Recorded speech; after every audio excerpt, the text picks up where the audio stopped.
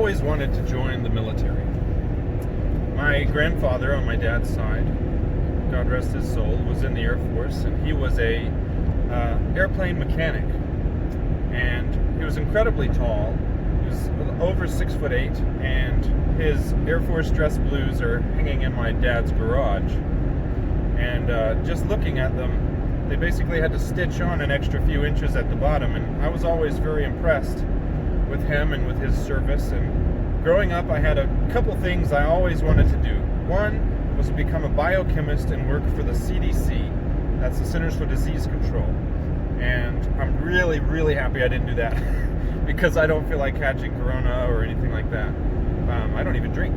But my granddad was very impressive to me. So I wanted to grow up, go in the Air Force, work for the CDC, or become a pastor. At that time, I was heavily into my other great-grandfather on my dad's side, and he was the oldest living Lutheran minister in our country at that time, and he has since passed. But, wow, both of them are gone. So, I wanted to go in. Sometime around 2009, I started thinking about going. And so I went over to the local recruiter on Exit 8 off of Georgia 400 Mansell Road.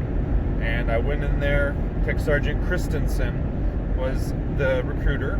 And the military at that time wasn't accepting waivers. It was quite full. It was not accepting certain types of people. So they had what's called DEP, Delayed Entry Program, DEP. So I sat in DEP for one entire year. During that year, I took myself from 230 to 205, which I needed to be 208 in order to pass at MEPS, which is the in-processing, just to take your ASVAB, make sure you're qualified, do your health exam, everything. So I'm sitting there, and I go to MEPS. I've lost my weight. It's been a whole year of waiting for this, and they make us do all kinds of crazy things, like get in your underwear and duck walk across the ground. You know, they violate you in several ways, and you take an ASVAB, and I did tremendous on the ASVAB. I got a 90 or something like that. It was definitely in the 9s. Highest you can get, I believe, is a 99, so I was quite impressed with myself. I went into the guy's office, and we talked about the jobs I could do, and he showed me a list of 70 jobs, and that's what I qualified for. But then he told me, "Oh man, you're colorblind, it seems." I've known that my whole life. I used to tell people I can't quite match colors properly. I would always wear weird outfits to school, and no one really knew if I was colorblind or if I was making it up, what's going on. But so it took the jobs from like 76 jobs down to 7. And only one of those jobs was leaving, relatively soon. It had a good spot. And I was about to have my very first son, Kyler. And I really, really needed the job. So I took finance. So financial management comptroller apprenticeship, 6F0X1, 6 Fox 1 was my AFSC. In the Army and Marines, I believe they call that MOS, which is your job. But in the Air Force, it's AFSC, Air Force Special Command or something, I think. But so I'm getting ready to go to basic training. About 2 weeks before basic training, I'm playing basketball over at Lanier Fitness. And I used to be quite the jumper.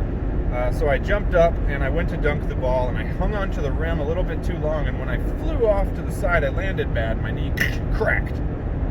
And I screamed, and it was super painful. And I didn't know what was going on. Am I injured? Can I still go to basic training? So I went to see my old orthopedic guy, because I tore myself up hundreds of times when I played football.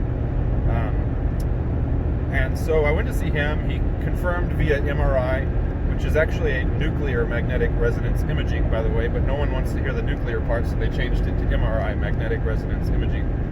Got the MRI, told me I had a completely torn ACL. I would need it replaced, entirely replaced. So I'm thinking, that's it. That's it. I can't do this because I have a torn ACL. But then I thought something else. You know what? My dad always said you had to do what you have to do for your family. That right there was some good advice he gave me. I can't say all of it was, but that was.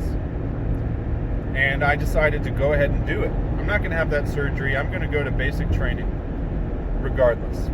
And so I go to basic training, and wouldn't you know it, day one, we're dropping our bags, picking them up, dropping our bags, picking them up, stuff that if you've been there, you know.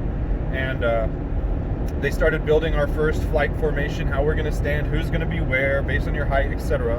And for some reason, the TI picked me to be guidon bearer, which is the guy in the very front of the formation who carries the flag and does all the cool stuff with it. And it's pretty much the whole front face of the flight. So I'm having trouble walking as it is in a proper way. So I have to be a smooth glider for basic training. So I did it. It was horrible. There were days I had to literally shove my knee back into place because it was popped out. But I didn't tell a soul.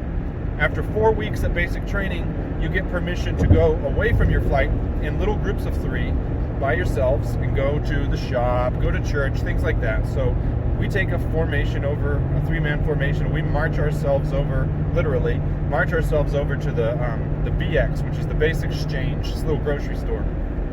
And I purchased an ACE wrap, and boy did that change my life at that time. I put that ACE wrap on super tight every morning before anybody woke up and could see that I was injured, and I did this stuff. I just went out there and I killed it. I even go down in history at Lackland Air Force Base. My guidon is on the wall. Maybe not now because I'm sure he's gone, but the senior master sergeant put my guidon on the wall because we were doing parade practice, and when I smacked it down like this, it broke in half right at my fingers. So whack!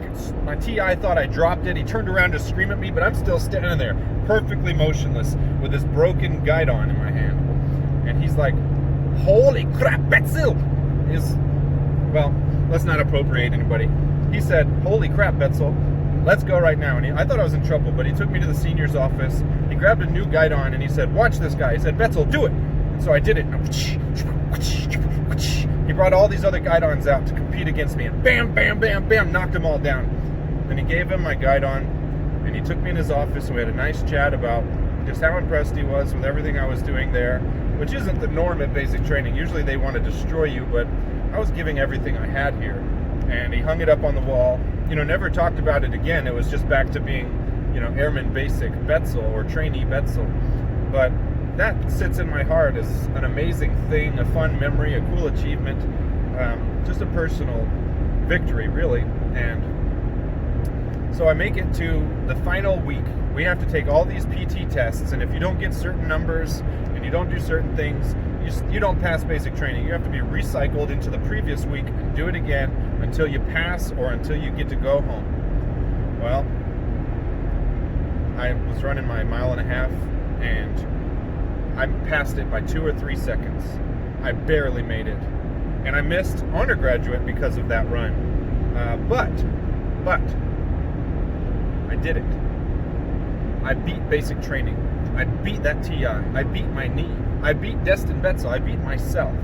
And I did it. I graduated basic training, and I went to my base. I became a physical training leader there at my base. And then one day, I re-injured my leg. Went to the doctor.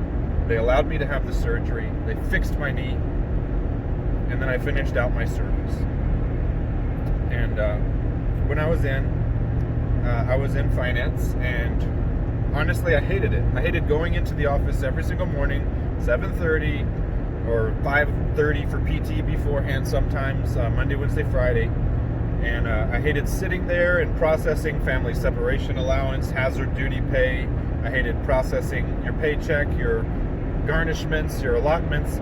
Hated it. It was boring. I was just sitting at a desk all the time. And not only that, but I had a very, very difficult situation with a spouse at home, and I was having to pick up slack all over the place. I was doing work at home, doing work there, and it was difficult. And I had financial issues, and I had creditors calling my commander. And as a financial management comptroller, you can't have debts calling the commander. They will give you a letter of reprimand for that, an LOR. And you believe me, they did. And I was really stressed out. I was anxious the entire time because what everyone didn't know and didn't care is that home was so hard for me. I could barely function when I did come to work. And while I was at work the entire time, I have to keep in touch with someone who's trying to just infiltrate my mind during the day and make it difficult on me. So I'm not trying to make excuses or anything, I certainly did a good job in the Air Force. And I just wish that I hadn't had some of the little problems that I did have, and I wish I had gone in as a single person. But due to hating finance, they allowed me to go to the Honor Guard. Honor Guard is the ceremonial guardsman who does the funeral rites. We do the folding of the flag, and we do the firing of the rifles. 3 rifles for a veteran and 7 rifles for a retired or active duty death. And I got distinguished graduate from the class. I really loved it. I did a great job there. I was all about Honor Guard. That was it. Just Honor Guard, Honor Guard, Honor Guard. I was super duper into it. And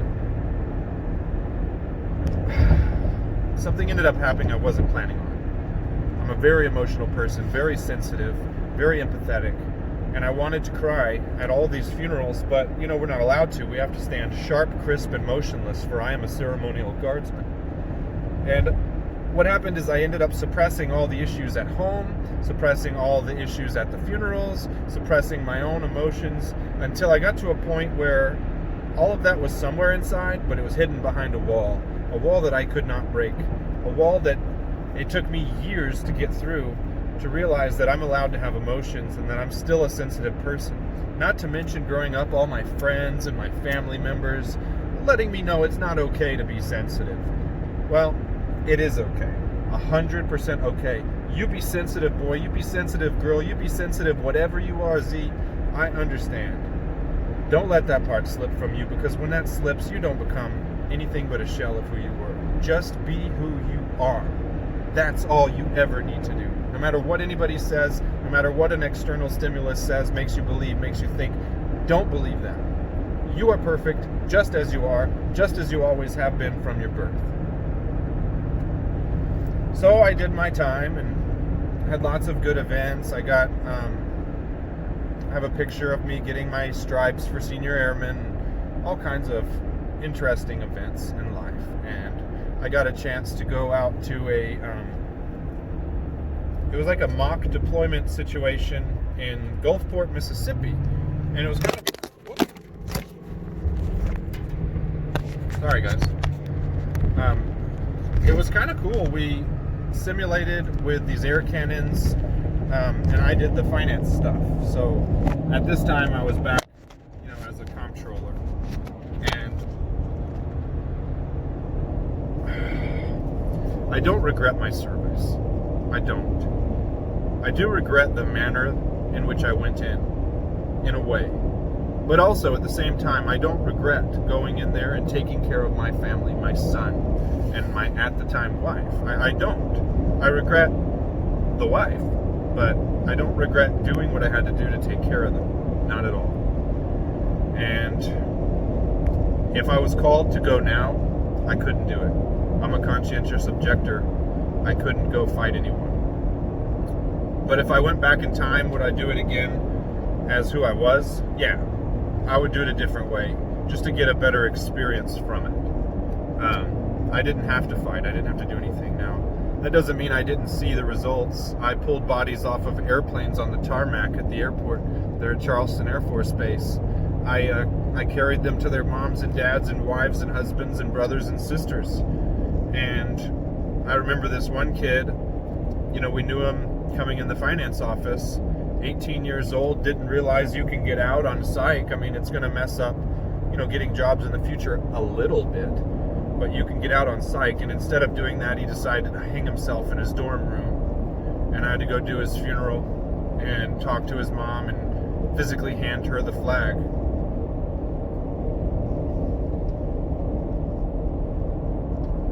On behalf of the President of the United States Air Force, and a grateful nation, please accept this flag as a symbol of our appreciation for your loved one's honorable and faithful service. I felt bad about that one, because the boy did an honorable and faithful service, but that honorable and faithful service did not need to take his life. Not at all.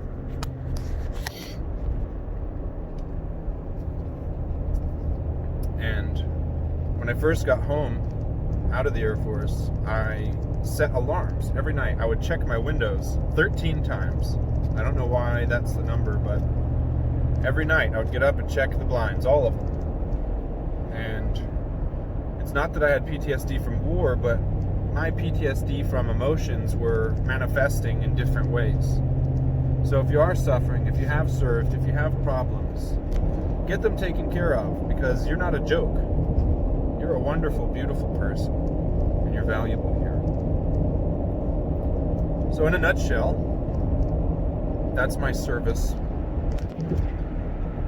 I made this video because the user Spacey Tracy, who's been around on my channel since its inception, asked that question of myself and Chad from the YouTube Envisioning Hope. And I kind of wanted to make this video and see how I felt about it, because with me, when I'm speaking, a lot of stuff will come out on its own. I don't have to transcribe it. I don't have to write it in advance.